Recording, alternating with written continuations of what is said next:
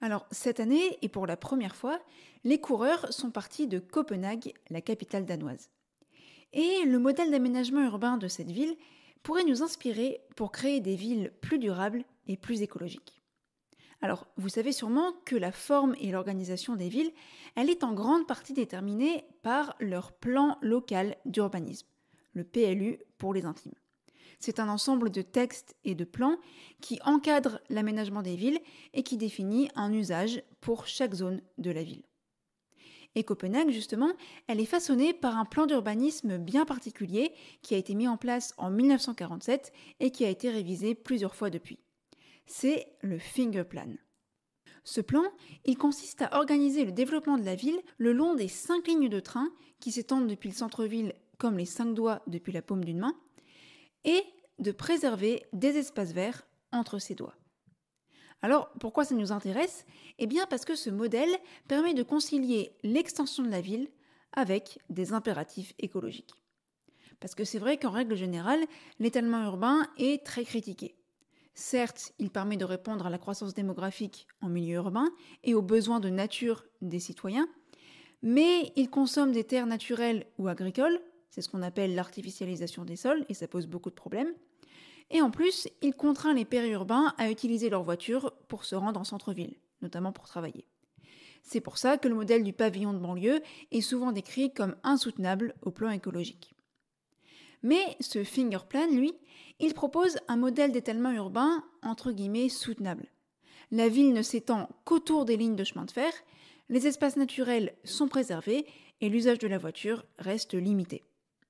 Alors, pour rendre possible ce modèle de développement, le PLU de Copenhague a rendu les espaces naturels strictement non constructibles et il a imposé que les logements soient construits à moins d'1 kilomètre d'une gare ou d'une voie ferrée et que les grands immeubles de bureaux soient construits à moins de 600 mètres à pied d'une gare.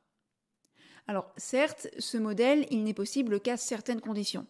Il faut que l'étalement urbain ne soit pas déjà trop avancé. Il faut que la densité dans les espaces urbanisés reste acceptable, que les zones non constructibles puissent le rester, ce qui n'est pas forcément le cas en France, où un espace peut changer de fonction. Et il faut aussi que les communes acceptent de préserver des espaces verts non construits, malgré la pression foncière. Et puis, on peut aussi rappeler que la mise en place du Fingerplan à Copenhague, elle s'est accompagnée du développement d'une offre de transport public de qualité, et elle s'est accompagnée également d'une politique qui visait à encourager les mobilités douces, comme le vélo ou la marche, grâce par exemple à un stationnement automobile dissuasif et à la création de zones piétonnes, de parcs à vélo et de pistes cyclables. Mais même si ce modèle d'urbanisation en doigt de gant, il n'est pas appliqué de la même manière qu'au Danemark, on peut quand même en tirer quelques principes pour un aménagement urbain plus durable. Premier principe, maintenir des espaces verts accessibles à tous au sein même de la ville, et pas uniquement en périphérie. Deuxième principe, favoriser la proximité et l'accessibilité des services. D'ailleurs, une notion qui a le vent en poupe en ce moment, et que plébiscite notamment la ville de Paris, c'est celle de ville du quart d'heure. Une ville dans laquelle tout le monde pourrait accéder aux services essentiels à moins de 15 minutes à pied ou en vélo. Et puis enfin, troisième principe, structurer l'étalement urbain autour des axes de transport en commun et développer l'urbanisation autour des gares.